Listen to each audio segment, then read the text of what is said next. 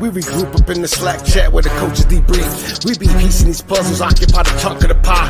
Ain't no lie when we hit the block, helmets casket is top. You be seeing helmet after helmet, helmet after helmet. First place, second place, fifth place, eighth place, 12th place, 15, 16, 20. So many helmets, you got blurred vision, we got too many. Tick your tech. Oh man, shit. They got us fucked up. Army, regroup. We pledge always to have that edge. We don't fire warning shots. Competition just drop. We locked and loaded before lock. Whatever the time, yeah. Do you even correlate? Being the best requires a willingness to outwork your competition. There's always someone smarter, faster, sharper, more naturally gifted to come around.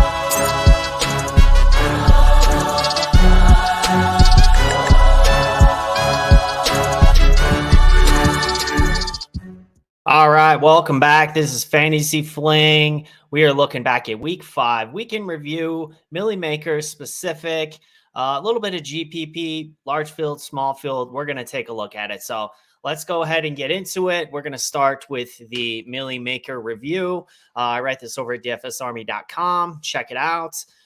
But what we had for the winning lineup, and I'm pretty sure, I want to do a little bit of research on this because I'm pretty sure the guy that took it down, Buckeye 151. I've seen that name before, and might have been the second takedown. But what was really, I think, awesome about this lineup is this was a single bullet in the Millie Maker, and we've been seeing a lot of that this year.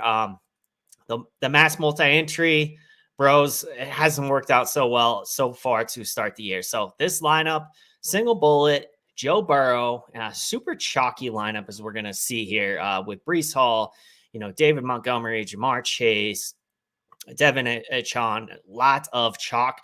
But we had a Joe Burrow, Jamar Chase stack. So once again, a lot of points, doesn't matter. It's a single, the primary stack was QB +1, so it wasn't QB +2. There was no bring back. However, I do think there could have been a bring back. Marquise Brown certainly could have been bring back, and it still would have won the Millie Maker. However, that would not have outscored Jordan Addison. So Addison, Marquise Brown, similar price players, and there was really no bring back that was needed. So that's what we continue to see. However, there were several secondary stacks. You need to have at least one if you're trying to win a large field GPP. Well, this one had two. So obviously Joe Burrow and Jamar Chase was the huge stack. 55 points. Jamar Chase just went nuclear, but David Montgomery, he was one of the core plays of the DFS Army. And honestly, he did pretty good. He started off so well. He could have had a much better day. But still, yeah, great play. 6,600, 23 points. And then Adam Thielen, 30 points. So that stack over 50 points. Fantastic. That's what you need. And then Breece Hall, this was one of those plays that it was so obvious. We didn't really believe the ownership, and we didn't really care that he was going to be low owned. We played him in cash. We played him in all formats, and it was going against Broncos D is what it is. They got gashed again. Breece Hall 8. He got over, actually, I think in this one, he got over 20 carries. 22 attempts. So yeah, the snap count was definitely off. 177 yards and a touchdown, 31 points. And he was stacked with that Jets D, which had a scoop and score at the end to probably thrust. Actually, he won by like 5 points, I think. So yeah, this definitely thrusted him into the winning, the top of the leaderboards to have the winning lineup. But again, secondary stacks, QB +1. I'm going to show you something real quick here. So QB +1 has worked 4 out of 5 weeks.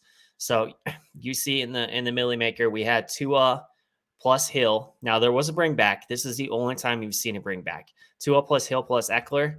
Week 2, Daniel Jones, Barkley, and Waller. So you had QB +2 with one of those being the running back, who obviously catches passes, but also creates some on his own. And then, yeah, Goff and Laporta, Allen and Diggs, and Burrow and Chase. So we continue to see the QB +1 dominate 4 out of 5 weeks. So moving on from stacking, Millie Maker ownership, like I said, chalky. I think what was good about this lineup, though, that I like is it's one of those things where overall ownership, yes, it's chalky. 167%. And that's normally not what you're going to shoot for in a contest like this, but just goes to show you can still eat a lot of chalk and find ways to get different and be unique. I think really, the Burrow to Chase stack, Burrow was only 6% owned, so under 10%. So it's unique in that way. Also, just Jordan Addison is a one-off, and also Dallas Goedert. So, not many lineups probably had Jordan Addison and Dallas Goedert. What I liked about Dallas Goedert is it was a leverage play off of, a lot of chalkier tight ends, Laporta, Ertz, and whatnot, as we're going to see, and Kelsey. And it was a high total game. And obviously, AJ Brown was shocked, so it was a good way to get direct leverage off of AJ Brown. Also, just leverage on the entire tight end field. So, Joe Burrow, Goddard, and Addison, those were really the three guys. And, I just like when you have a chalky build, you can get a 4% 5,300 player as direct leverage off of like Jefferson chalk as far as Jordan Addison. Now, that was facilitated a little bit by Jefferson getting hurt, but that's just kind of the ways you think of taking down a large field GPP. If everyone's playing Jefferson, how do I get leverage? I'm going to play Hawkinson. I'm going to play Addison. I'm going to play Madison. Just thinking about ways that they can fail and that you can leverage the field. So pricing, value. One thing I saw about this lineup that I like, you did not have a player above 8K. So this is what we saw years, just looking at past Millie Maker winners from years 2020, 2021, 2022. You rarely see a player above like 9K that gets in the winning Millie Maker. This is a lot of what you see. You'll see one high price player, 7,500 to 8,000, 8,500 range. And some really good value plays, which you rarely see the $9,500 player that ends up in the winning Millie Maker build. And the reason being, Geek talks about this a lot on a lot of his shows, is if this player is 9,000, let's say, Justin Jefferson was about 9,000, for example, they have to hit 4 to 5x just to keep pace for a tournament winning score.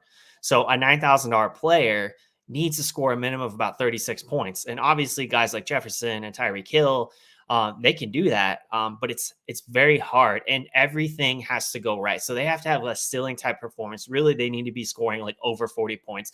And then everything else still needs to go right in that lineup. It's just very hard to do.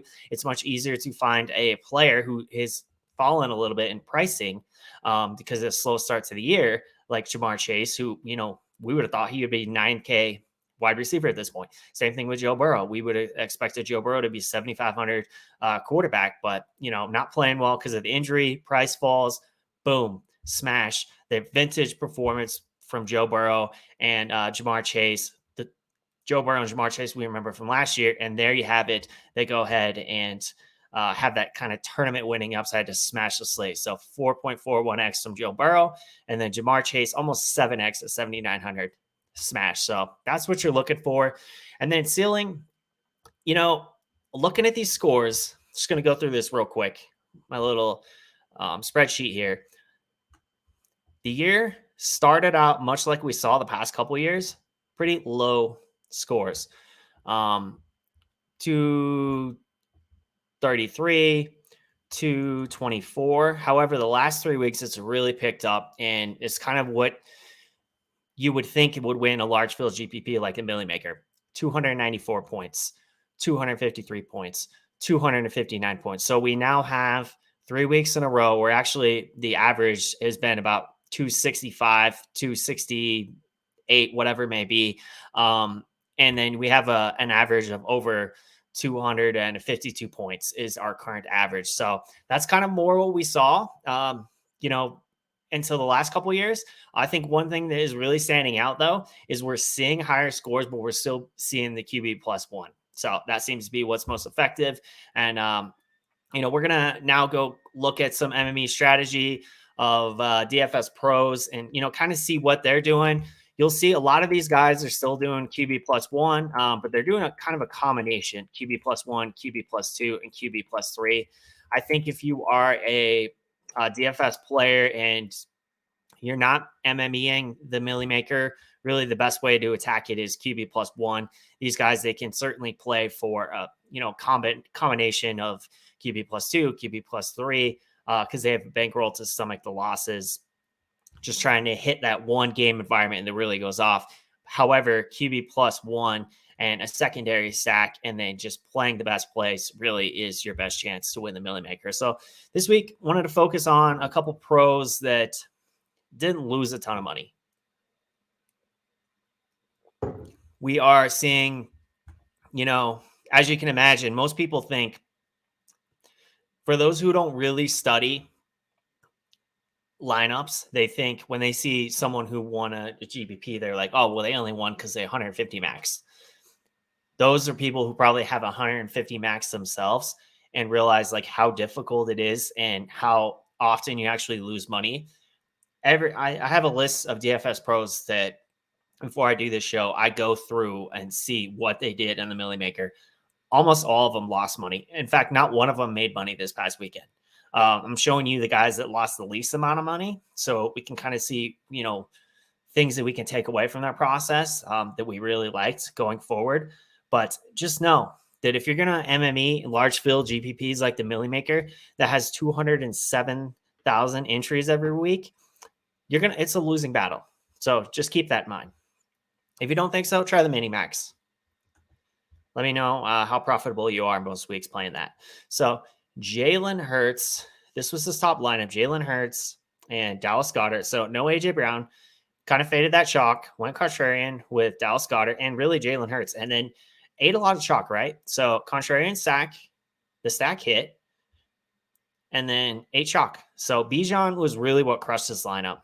This lineup finished top 150.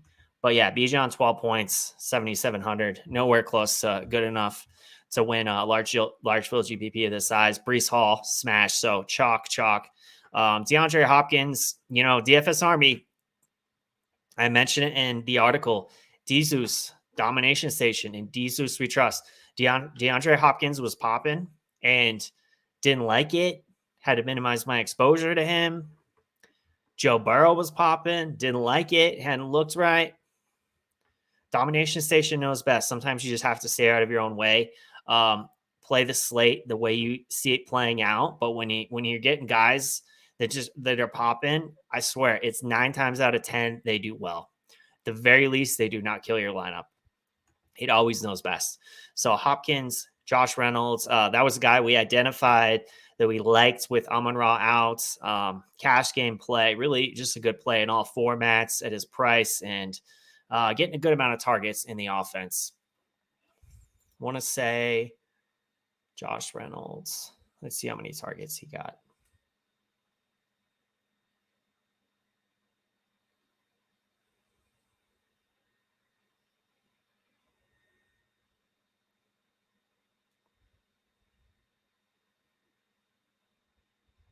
Wasn't one of the top guys, but he did catch the touchdown. So I think he got there he is. He got 4 targets, 76 yards, and a touchdown. So that's exactly what you're hoping for a guy that's 4,200.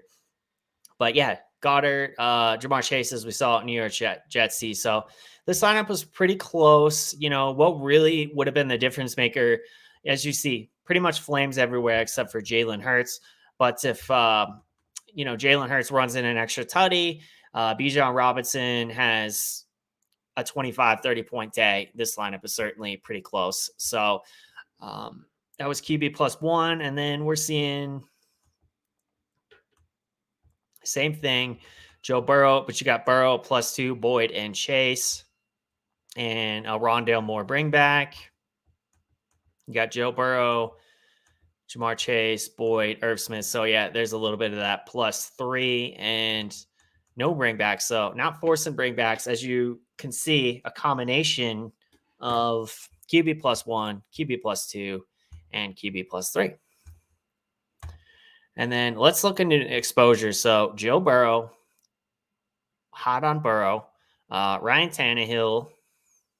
I mean, if DeAndre Hopkins was popping a little bit, I could certainly see some merit to playing Tannehill. I mean, gosh, wow, how cheap has he gotten? Under 5K. Anthony Richardson, he burned me too. I had some Anthony Richardson lineups. You can't account for people getting hurt. The only thing I can say that is why is it's typically best to minimize exposures, because you're going to have a lot of huge swings if you go all in on players and you have injuries, because this is a game of 100% injury rate. Joe Mixon, Perrine, and Bijan. Now, I found this to be, I feel like a sharp play didn't work out, but I totally understand Uticow's thought process on this, because Javonte Williams got ruled out. He was game time decision. Jaleel McLaughlin has looked really good. He looked good. I'm the Broncos fan. He looked good in preseason. He looked good against Chicago. However, he's still an undersized running back, and you paid Perrine a lot of money. So I totally understand this play. 20% exposure to a $4,800 back. Yeah, less than 1% ownership. Like, that's how you're going to differentiate your lineups and eat a lot of chalk. So I totally get it. And then Mixon was kind of the same thing. He was popping in optimals. He got a ton of carries, just didn't do anything with it. I think Joe Mixon, he got 25 carries, 3.2 yards per carry. And he certainly had his opportunities to smash. He should have, but Jamar Chase just broke the slate. So that's how that goes. And then James Conner, kind of same thing. He gets hurt. We know Bijan, Raheem Mostert taking some chances there, being over the field, but not way over the field. But he also, he faded Achon, faded Montgomery, and faded Breece Hall. So, I mean, honestly, Uticow made a lot of smart decisions. And I think, obviously, we look at it, the Jamar Chase exposures saved him, as we're going to get into. But you faded the top three backs. So, that's how the day ended up minus 420 as opposed to a positive day. Jamar Chase. So over double the field on Jamar Chase. A lot of Tyler Boyd. Same thing. Triple the field there. A lot of Tyreek Hill. So Boyd and Hill and Chase certainly saved the day. Some Hopkins at 5,700 was a good play. Justin Jefferson, that hurts his lineups too. Wan'Dale Robinson, I thought he's a great play. 3K, getting a good amount of targets. He hit 2X. You weren't going to win a tournament with that, but, in all formats, it was a pretty good play, because he's 3K. If he hits 12 points, it's 4X. So you'll take that. And then Chig, Irv, Goddard, and Kelsey, and I'm pretty sure he faded Ertz. Yeah. So that was Uticow. And then really, I just want to take a look at a couple other players. Really just one other guy. This isn't him.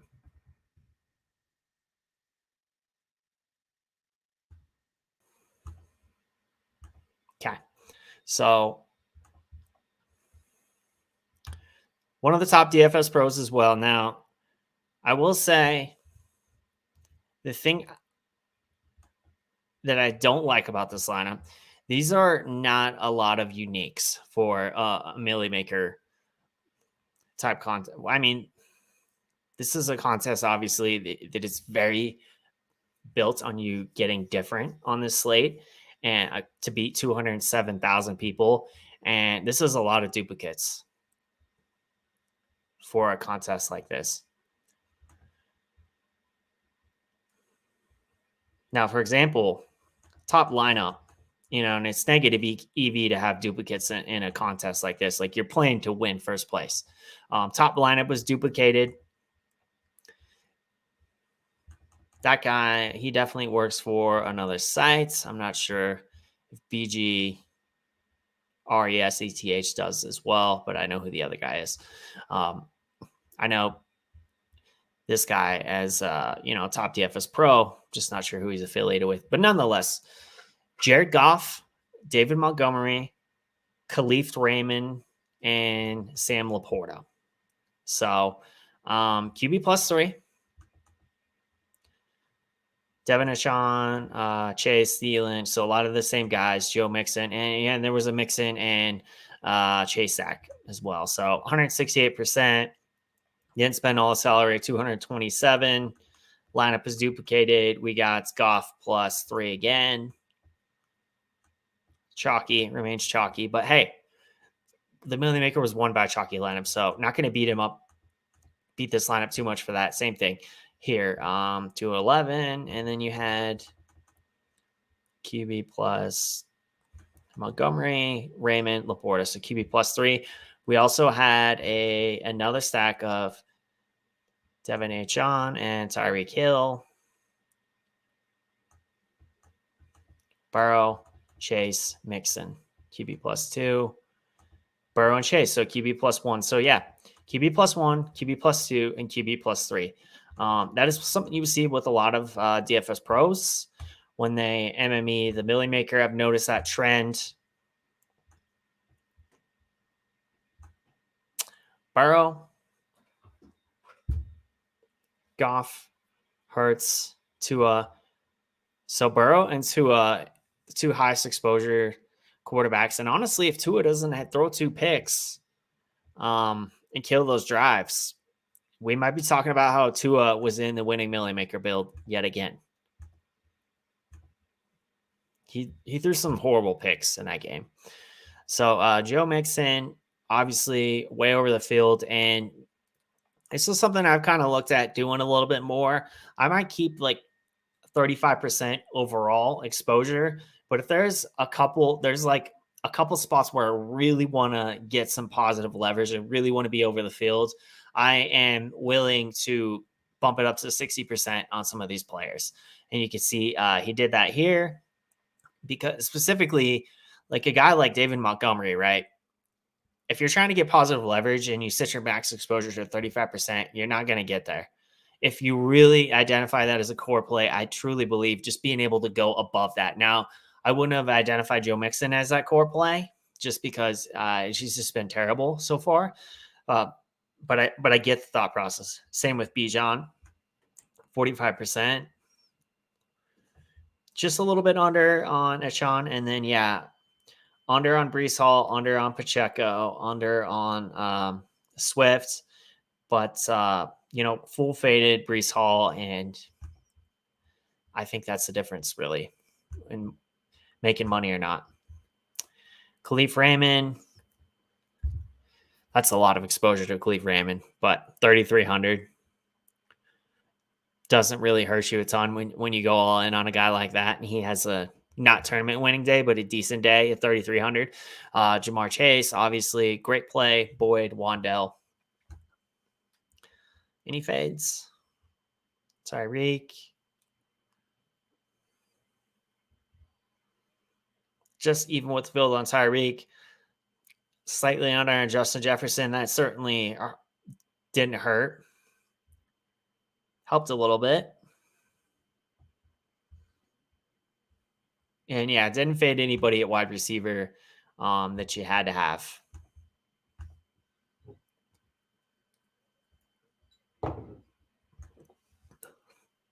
Laporta, Kelsey, over on those guys. And yeah, Laporta was a good play. He was extremely efficient, though. He didn't really do a whole lot. He just caught 2 touchdowns. He had 2 touchdowns in like 40 yards. But yeah, 5K, you'll take that. And then under on Ertz. Tennessee.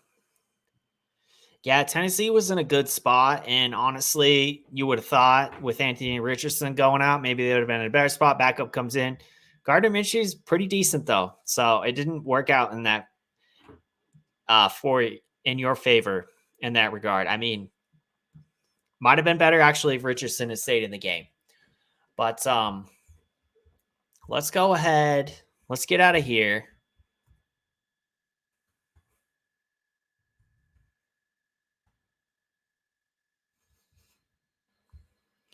So I wanted to look at this real quick. A couple of these guys that did well. Now I know this lineup.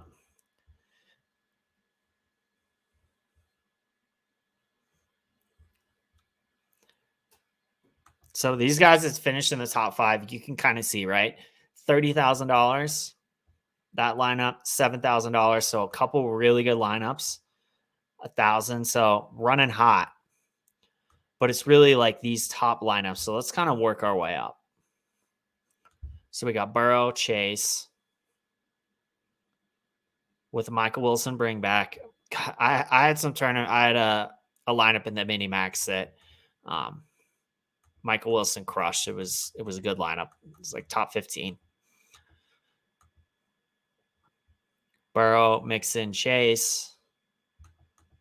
No bring back. Brees Hall, Garrett Wilson. Yeah, Garrett Wilson did do enough on Surtain. Surtain was covering it, but a lot of it was Zach Wilson too. He just missed a couple of shots he could have, I think, when Garrett Wilson was open.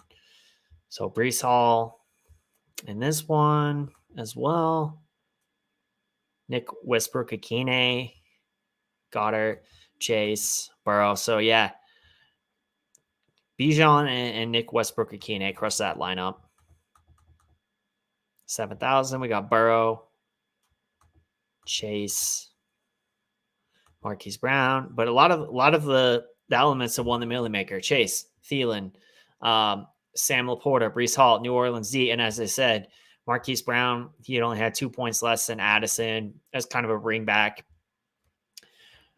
But yeah, Raheem Mostert, that's what crushed it, really.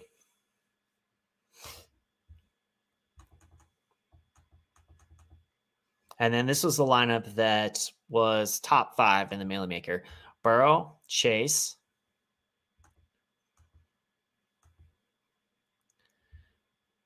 no bring back, no other stack. So Montgomery, Achane. And I think the difference was George Pickens and Reynolds and Waller versus Goddard's. What was it? Goddard's and Thielen and Addison. So yeah, that was really the difference here. Obviously, Thielen and Goddard were the difference maker. So that's going to wrap it up for the Millie Maker. Just want to look at a couple smaller field contests. Let's look at the red zone.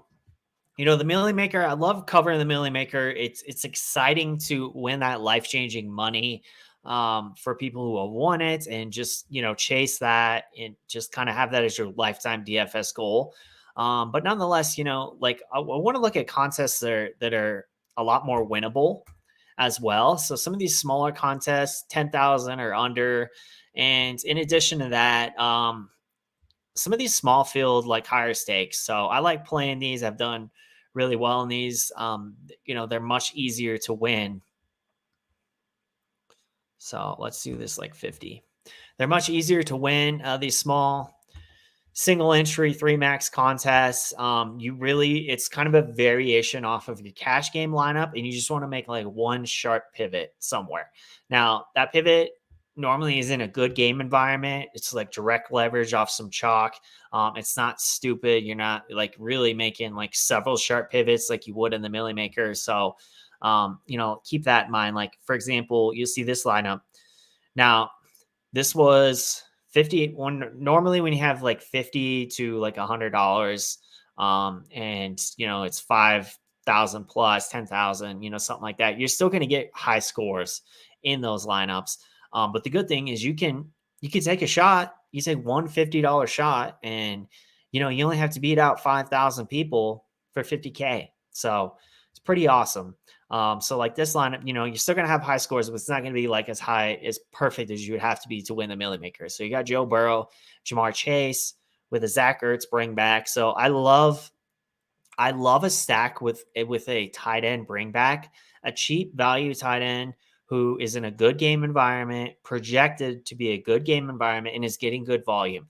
Like those are like the times when I really want to actually kind of force a bring back, when it's like a tight end, for example, that's not expensive, because there's so much variance in tight ends. So I really want to kind of target value, already good plays, good game environment. Like he's just not going to kill me. Like he's not going to be the reason I won, but he's not going to kill me type of thing with Ertz here. So what I love about this is you got the Burrow and you got the Chase stack with the cheap bring back. David Montgomery, Brees Hall, core play, great matchup, was expected to get more carries going against horrible Broncos run D. Same thing, Thielen, great value, getting peppered with targets. Josh Reynolds, really as a team stack with David Montgomery. So eating a lot of chalk here, really. And that's why I say it's kind of a variation off a cash lineup. And then AJ Brown. AJ Brown was the lower owned guy at under 10%. Brown, Reynolds, and Burrow, obviously. So just a little different. 185% total ownership, 240 points, smashed. And then want to look at an actual small field. Where was it? There was one with like 500. Yeah. Don't want to go that high stakes. That's kind of hard to relate. Let's look at this one too. 100,000. $150 entry. You got to beat 3,700 people, win 100K. Same idea. Now this lineup, this is kind of what I was saying. Normally you can win you can win contests like this with like 200 points, like max, less than 200. So you got Tua, Devin Achane, Tyreek Hill, great stack, right? Chalk. Tua's kind of under on though. So a lot of people are on Achane and Tyreek Hill, but Tua kind of being under own. David Montgomery, core play. So was Achane, great matchup. So was Tyreek Hill, great matchup. You know, these were some of the chalkier plays we went over in the cash game strategy. Adam Thielen, under 10%. All right. Wan'Dale Robinson, same thing, great play. And then Alvin Kamara, and then you got another stack in here. So Alvin Kamara with New Orleans D. And sometimes, even though the lineup may be chalky, just by kind of targeting certain stacks, and you have multiple stacks in a game, the lineup is very differentiated. Because, so for example, went Tua +2 with a running back, Tyreek Hill. Most people aren't going to have that stack. And then you force another stack with Kamara and New Orleans D. And also there was a third stack. So 3 stacks with Thielen. So really you had 2, 4, 5, 6, 7 players that were stacked. And 1, 2, 3, 4, 5, 6, 7. Yeah. Wan'Dale Robinson is a one-off. Or no. Wan'Dale Robinson was stacked. It was a bring back too. So, okay. So let's do this a little slower. Tua, Achane, Tyreek Hill, Wan'Dale Robinson bring back. I did have some Tua, Tyreek Hill, Wan'Dale Robinson bring backs just because he was so cheap, as we were talking about earlier. David Montgomery with Adam Thielen. So that's 3, 4, 5, 6. And then you had Alvin Kamara and New Orleans D. Now, you know, Fantasy Labs, and this is where I would get thrown off a little bit. Fantasy Labs does this a lot. We don't even know who the tight end was here because they don't have a tight end. So that's why I was like counting. I was like, wait a second. I was like, this isn't adding up to 9. I don't know what's going on. So yeah, there's no tight end. We don't know who the tight end was, but nonetheless, you definitely have 7 out of the 9 players stacked, and who knows, the tight end may have been stacked too. So lots of stacks, super chalky lineup, but you targeted the right game environments. 186 points, 180% total ownership, and won $100,000 in the small field stuff. So, you know, we like to focus on the big stuff, the life-changing money. You can make life-changing money in these small fields contests too. Just don't get crazy with it. Obviously, $150. If that's your bankroll to GPPs, then that's your bankroll. Just don't get silly with it. But yeah, I think that's going to wrap it up for this week. You know, if you like this kind of content, hit that like button. It really helps. Let us know that you appreciate this kind of content and that you want to continue to see it going forward. So comment, let me know who you played. If you've got a chance to look at this next coming week, who you like for this week. And then, yeah, hit that subscribe button and the notification bell so you never miss an episode. A lot of content coming your way. Been killing it this year with the showdowns. We got one right now. Got to go check my lineups, actually, see how that's going. And then, obviously, the Thursday night showdown coming up. We got Geeks First Look on Tuesdays, Thursday night showdown, and then I think they record that on Wednesday, maybe early Thursday morning. And then If you like the Millie Maker, we have Shark Lab Chronicles with Geek and Burns, the author of How to Win $1 Million. They specifically look at plays to win the Millie Maker, tournament tactics on Friday, Players Club on Saturdays, live before lock on Sundays. We got so much content. If you are not a DFS Army subscriber, now's the time. There are specific DFS Army VIP shows that you only get access to as a VIP. Use code FantasyFling for 10% off a VIP subscription. The showdown breakdowns, VIP only, a lot of them. Players Club, VIP only. Cash game strategy, which I do every Friday, VIP only. We're 5-0 in cash games. So all the shows, VIP access. Join us. I think that's going to do it. Let's wrap it up. We will see you all next week for the review.